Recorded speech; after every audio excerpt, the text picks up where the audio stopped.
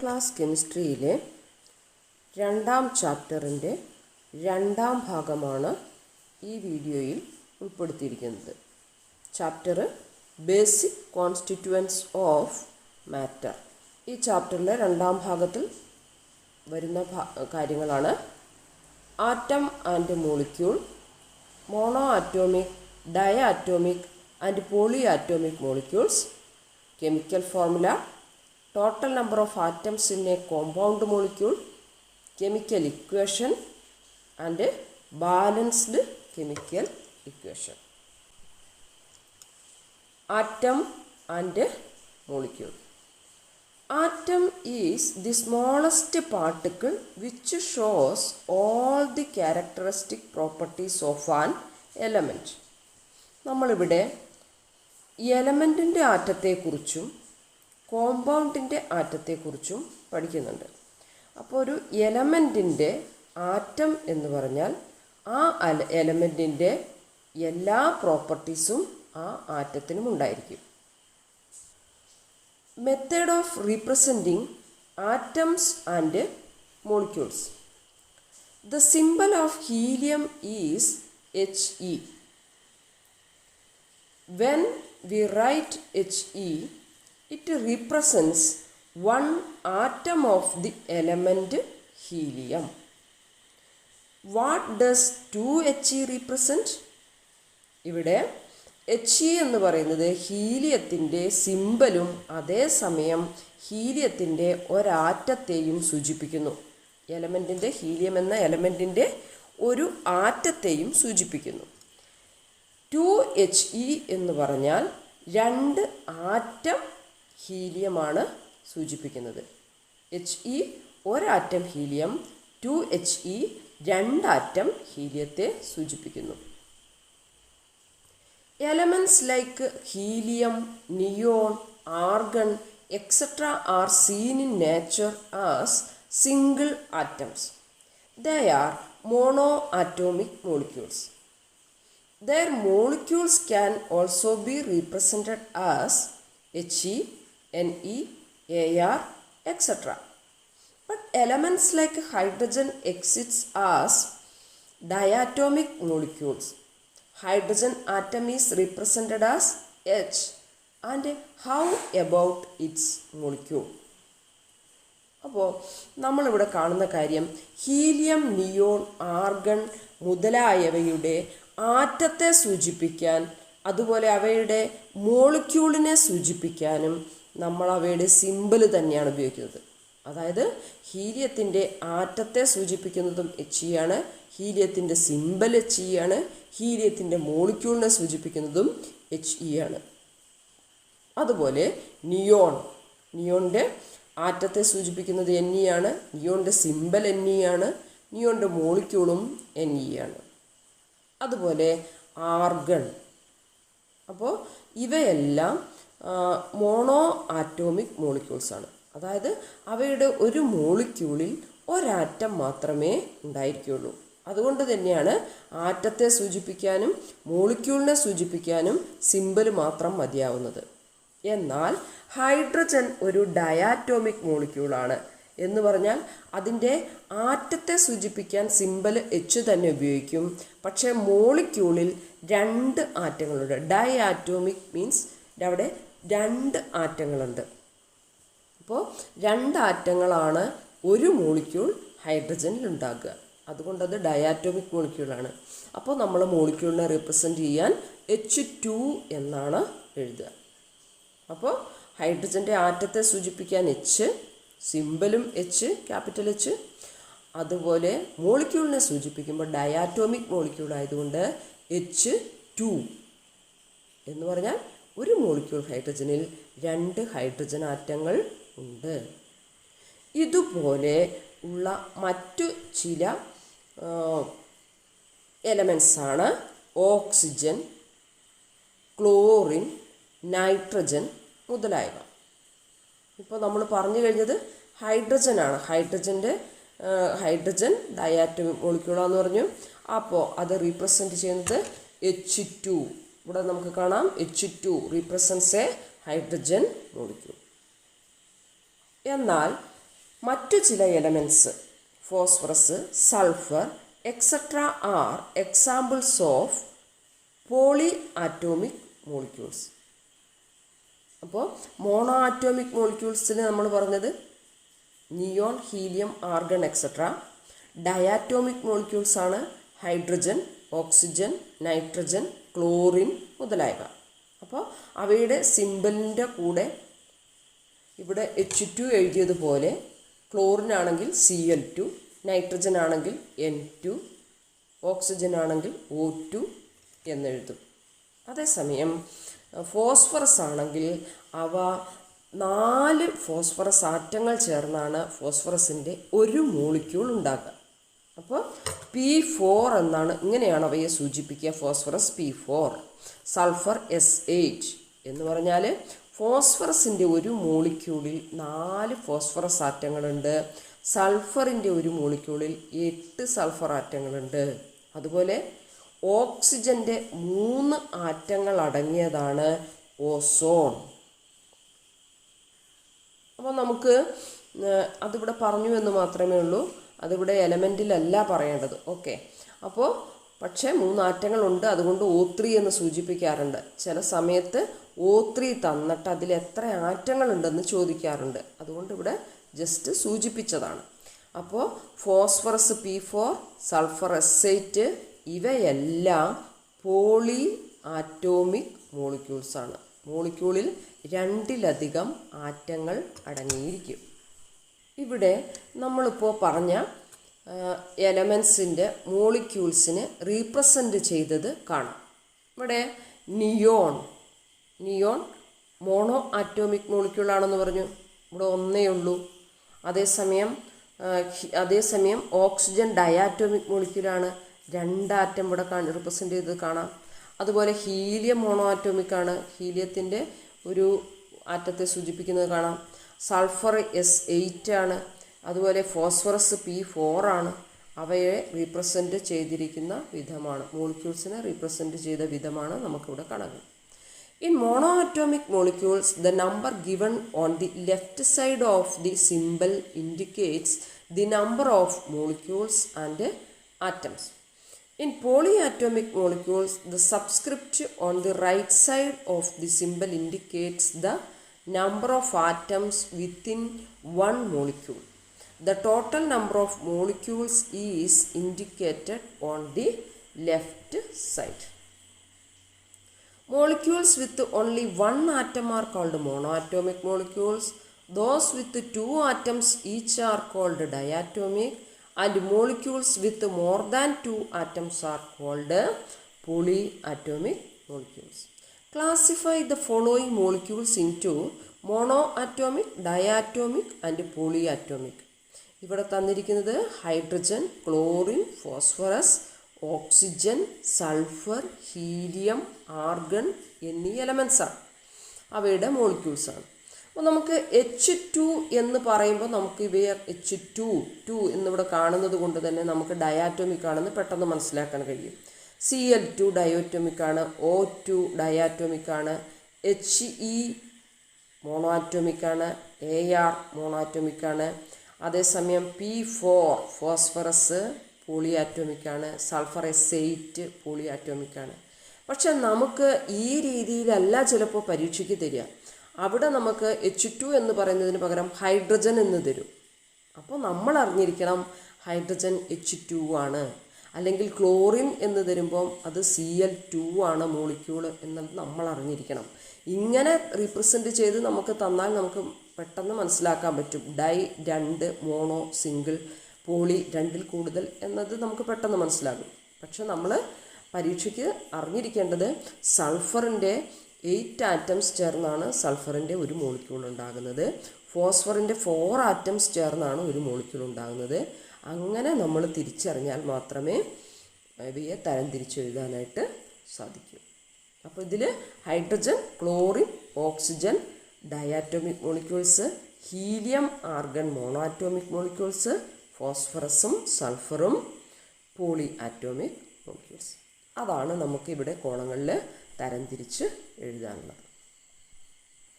അടുത്തത്, in the table given below write the number of molecules and the total number of atoms. ഇവിടെ substance കൊടുത്തിരിക്കുന്നുണ്ട്. ഓക്സിജനാണ് ആദ്യം കൊടുത്തിരിക്കുന്നത്. ഓക്സിജനെ റിപ്രസെൻ്റ് ചെയ്ത് നമ്മളെ നോക്കുക. O2 എന്നാണ് കൊടുത്തിരിക്കുന്നത്. Number of molecules 1. നമുക്കറിയാം ഡയാറ്റോമിക് മോളിക്യൂളാണ് ഓക്സിജൻ. ഡയാറ്റോമിക് മോളിക്യൂൾ എന്ന് പറയുമ്പോൾ അതിൽ 2 ആറ്റമുണ്ട് ഒരു മോളിക്യൂളിൽ. ഇവിടെ നമുക്ക് 2 ആറ്റമുണ്ട്, മോളിക്യൂൾസ് 1. അപ്പോൾ number of molecules 1, total number of atoms 2. ഇനി നൈട്രജൻ ഡയാറ്റോമിക് മോളിക്യൂളാണ്. അപ്പോൾ number of molecules 2, number of atoms 2 × 2 4. അതായത് 1 മോളിക്യൂള് 2 ആറ്റംസ്, 2 മോളിക്യൂള് 4 ആറ്റംസ്.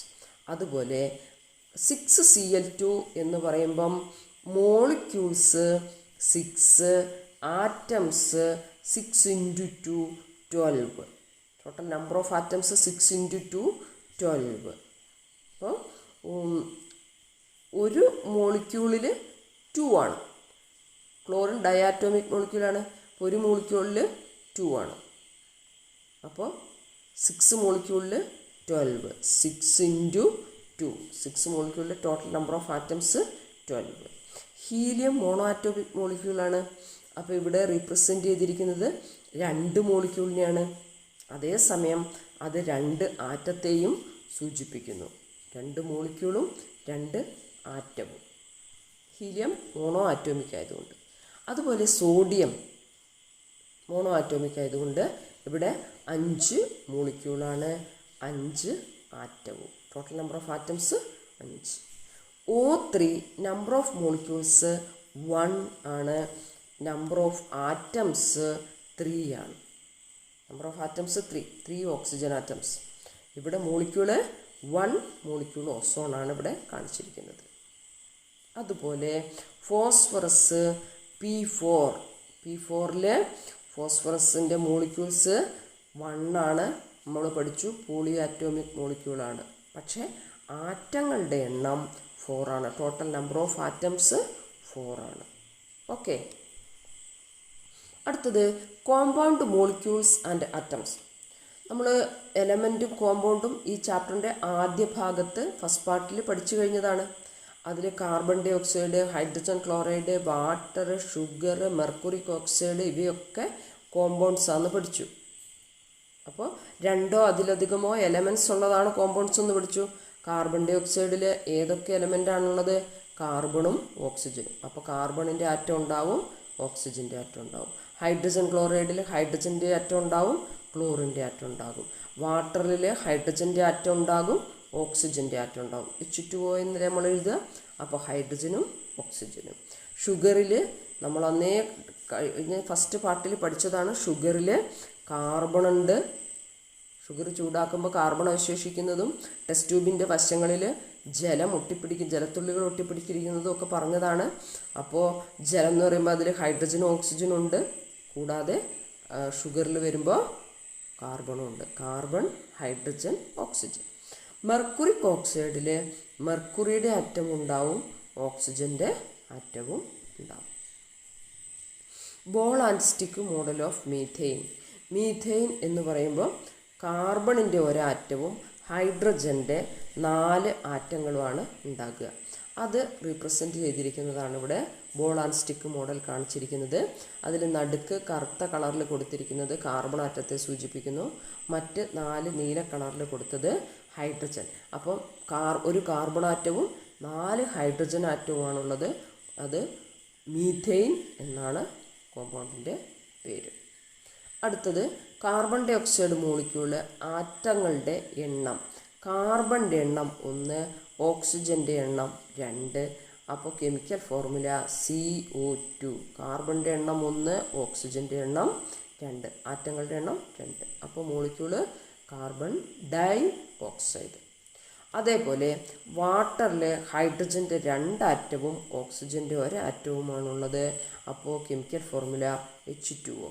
അപ്പോൾ ഇവിടെ കെമിക്കൽ ഫോർമുല എഴുതിയിരിക്കുന്നത് നിങ്ങൾ നോക്കിയാൽ കാണാം. ഈ ഓക്സിജൻ്റെ എണ്ണം O2, ഇവിടെ കാർബണിൻ്റെ എണ്ണം 1 ആണെങ്കിൽ നമ്മളവിടെ സി ഓൾറെഡി ഉണ്ട്, അതുകൊണ്ട് എടുത്ത് 1 എന്ന് എഴുതുന്നില്ല. അതുപോലെ H2Oയിൽ H2 ഉണ്ട്, O 1 ഉള്ളൂ. O 1 ആയതുകൊണ്ട് O അവിടെ ഓൾറെഡി ഉണ്ട് 1, അതുകൊണ്ട് 1 നമ്മൾ പ്രത്യേകിച്ച് എടുത്തെഴുതാറില്ല. അപ്പോൾ കാർബൺ ഡൈ ഓക്സൈഡിൻ്റെ കെമിക്കൽ ഫോർമുല CO2, വാട്ടറിൻ്റെ chemical formula H2O. The chemical formula of sulfuric acid is H2SO4. How many hydrogen atoms are present in one molecule of sulfuric acid? How many hydrogen atoms in one molecule? അപ്പോൾ chemical formula of sulphuric acid H2SO4 എന്ന് പറഞ്ഞാൽ H2SO4ൻ്റെ ഒരു മോളിക്യൂളാണ് ഇത്. H2SO4 sulphuric ആസിഡിൻ്റെ ഒരു മോളിക്യൂളാണ് H2SO4. അതിൽ hydrogen ആറ്റങ്ങളുടെ എണ്ണം 2. How many sulfur atoms are present? Sulfur atom 1. How about oxygen atoms? 4. അപ്പോൾ ഒരു മോളിക്യൂൾ സൾഫ്യൂരിക് ആസിഡിലെ ഹൈഡ്രജൻ ആറ്റങ്ങളുടെ എണ്ണം 2, sulphur atom 1, oxygen atom 4. All together, how many atoms are present? അപ്പോൾ 2 ഹൈഡ്രജൻ പ്ലസ് 1 സൾഫർ, അപ്പോൾ 3 ആയി, plus 4 oxygen, 3 + 4 7. അപ്പോൾ all together 7 atoms are present in one molecule of sulfuric acid. What if it is 2H2SO4? അപ്പോൾ നമ്മളിപ്പോൾ കണ്ടത് 1 molecule of sulfuric acid ആണ് H2SO4.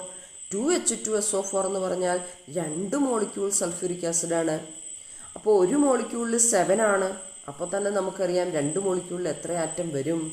14 വരും അല്ലേ? നോക്കുക, H4 വരും, 2 × 2, 2 × 2, 4 മോളിക്യൂള്, 4 ആറ്റംസ് ഹൈഡ്രജൻ. സൾഫർ 2, ഈ ലെഫ്റ്റ് സൈഡിൽ ഇടുന്ന 2 അതിനിപ്പുറത്തുള്ള ഓരോ എലമെൻറ്റിനെയും എണ്ണം പറയുമ്പോൾ നമ്മൾ നോക്കണം. അപ്പോൾ 2 × 2 ഹൈഡ്രജൻ 4, 2 × S അവിടെയുണ്ട്, S എന്ന് പറഞ്ഞാൽ 1 ഉണ്ടെന്നല്ലേ അർത്ഥം. അപ്പോൾ 1 × 2 2. ഇനി ഓക്സിജൻ 4 ആണ്, 4 × 2 8. അപ്പോൾ 4 + 2 6 + 8 = 14.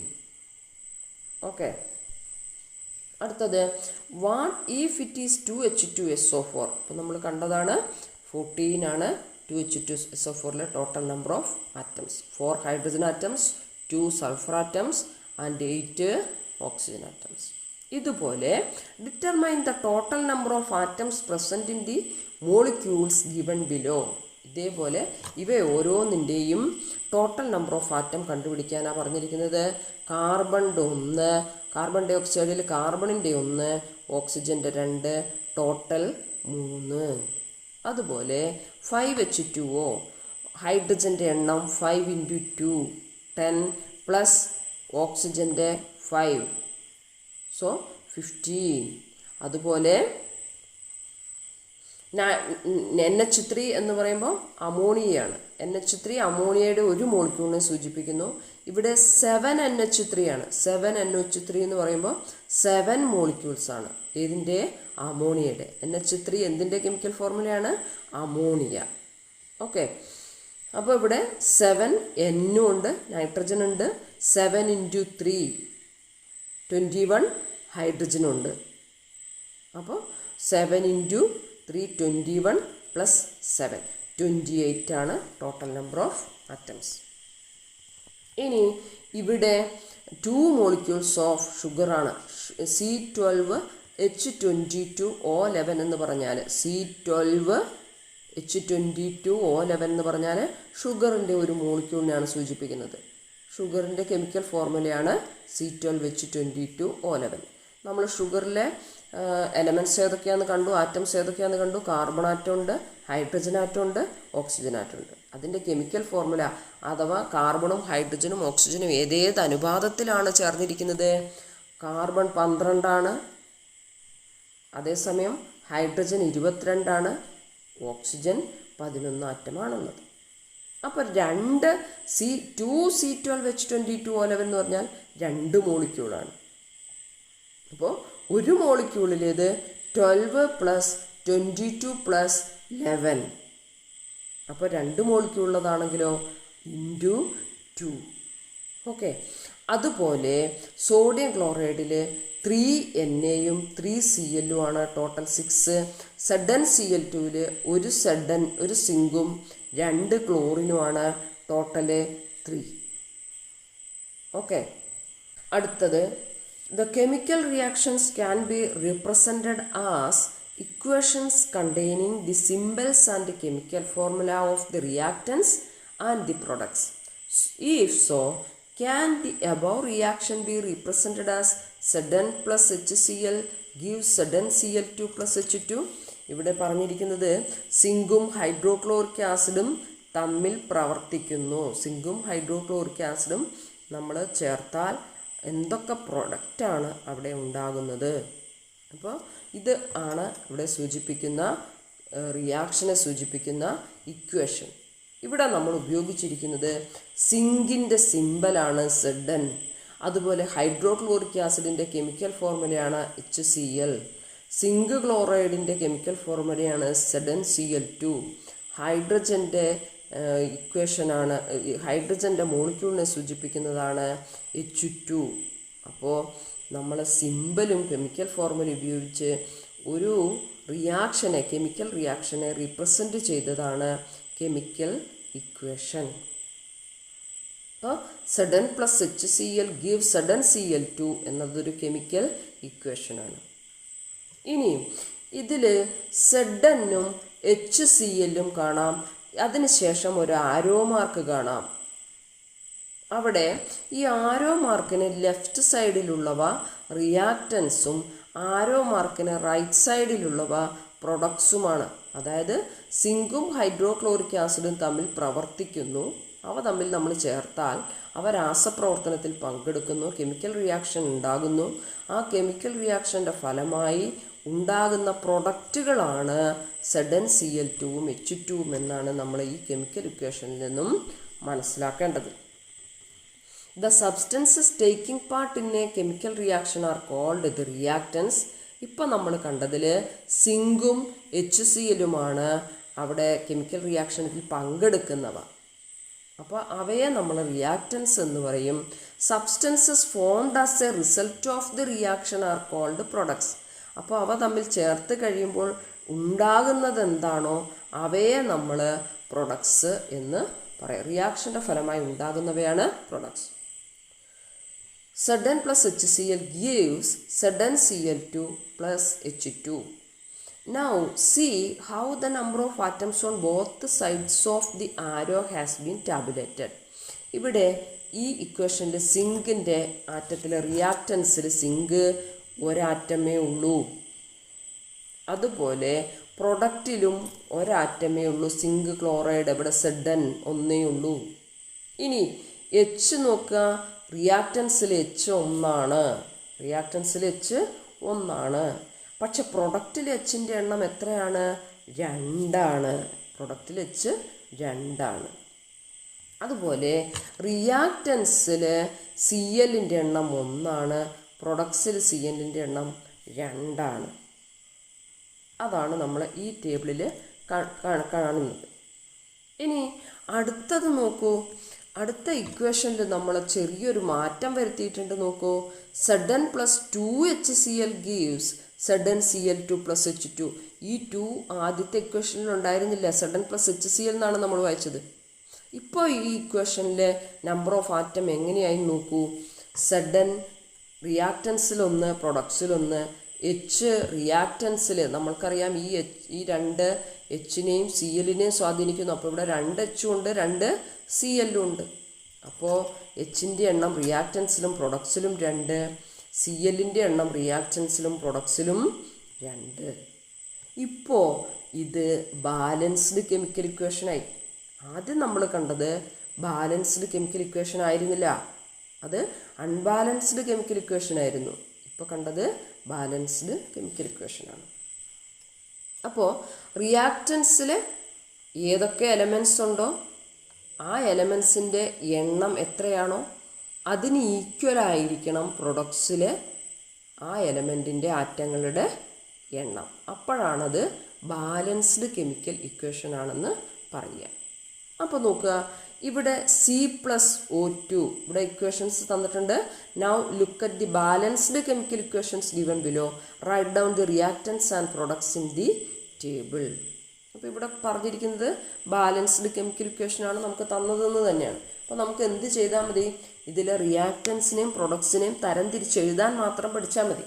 നമ്മൾ വളരെ എളുപ്പമാണത്.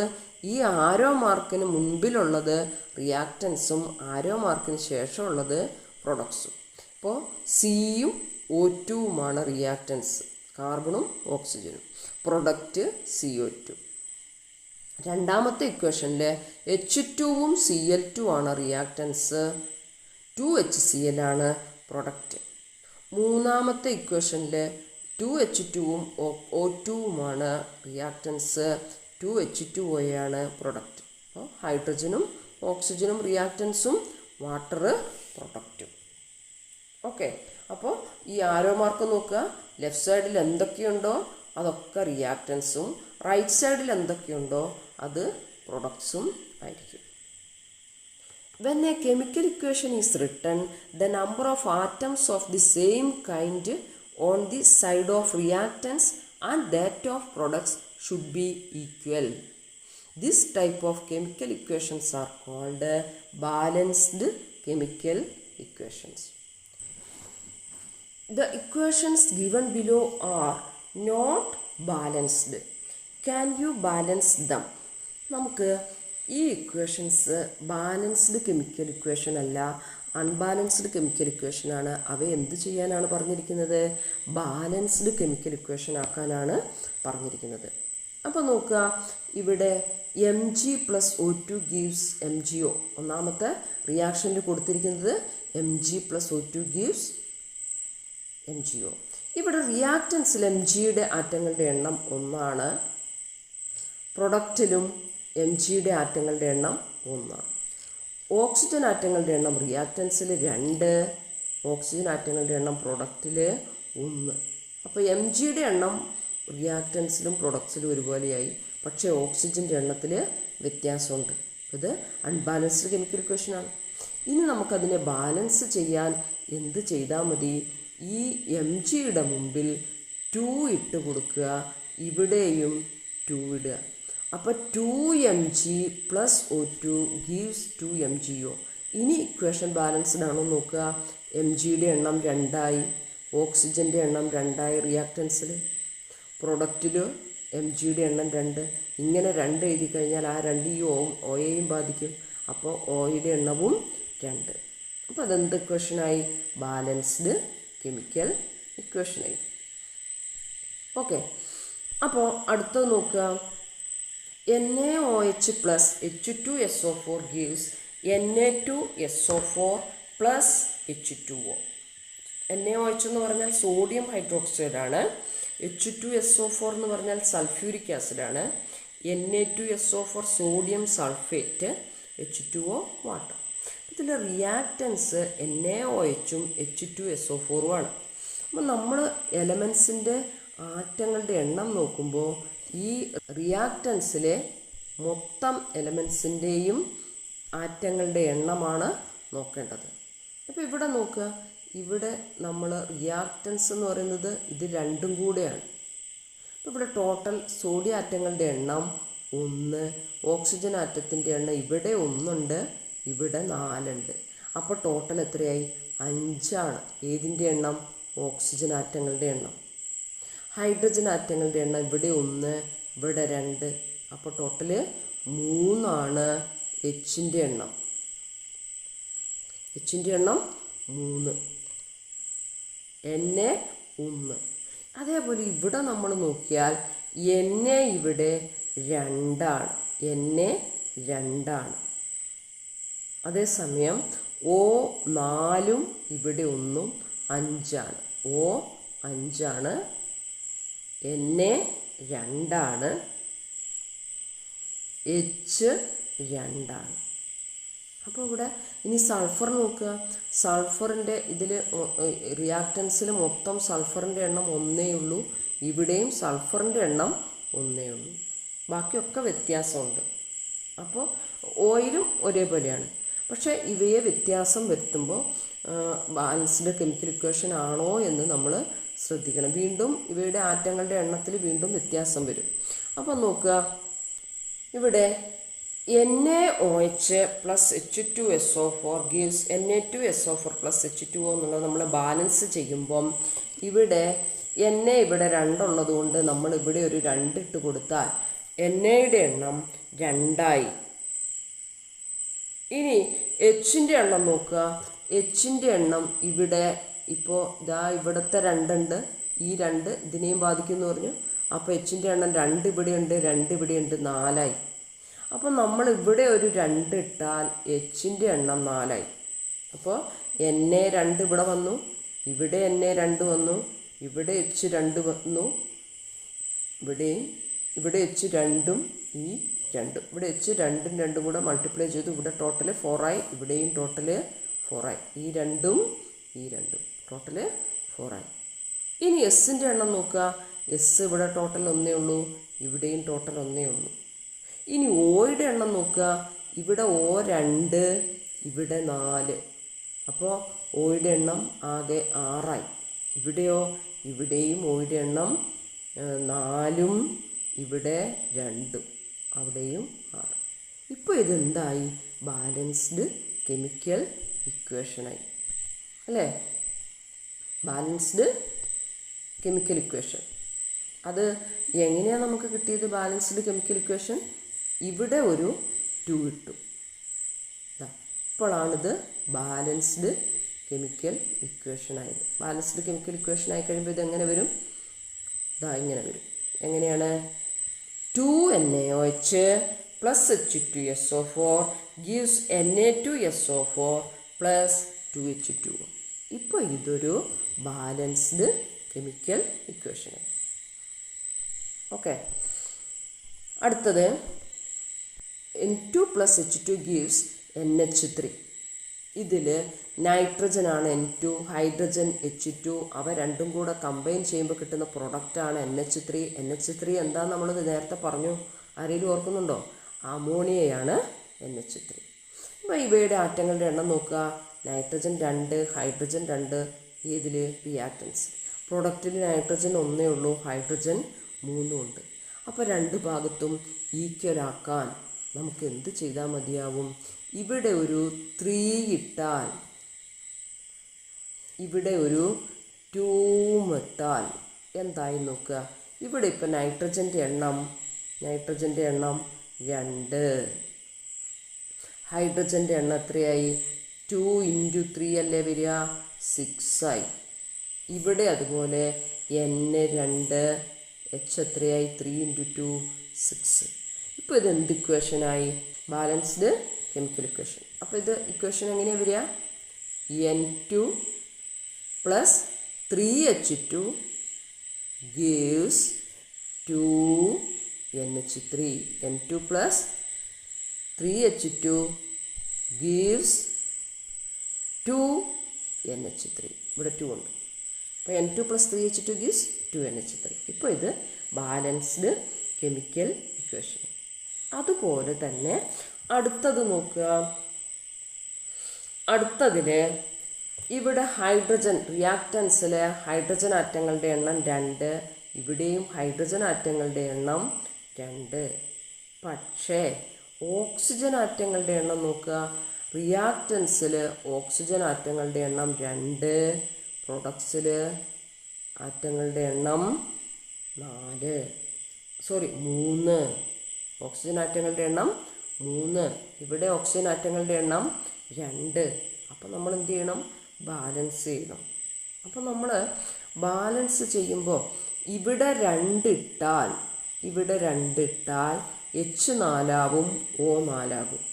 ഇവിടെ 2 ഇട്ടാൽ H 4ആയി, O ഇവിടെ 2ഉം ഇവിടെ 2ഉം Oയും 4ആയി അല്ലേ? അപ്പോൾ എന്താ ഇപ്പോൾ നമ്മളിവിടെ എഴുതിയത്? ബാലൻസ് ചെയ്യാൻ ഇവിടെ ഒരു 2 ഇട്ടു. എവിടെയൊക്കെ 2 ഇട്ടേ? എങ്ങനെ ബാലൻസ്ഡ് ഇക്വേഷൻ ആവും? അപ്പോൾ അത് നോക്കുക. ഇവിടെ ഈ H2O2ൻ്റെ മുമ്പിൽ H2O2 മുമ്പിലും നമ്മൾ ഒരു 2 ഇട്ടു, ഇവിടെ ഒരു 2 ഇട്ടു. 2H2O2 gives 2H2O plus O2. ഇപ്പോൾ ഇവിടെ 4H 4O, ഇവിടെയും 4H 4O.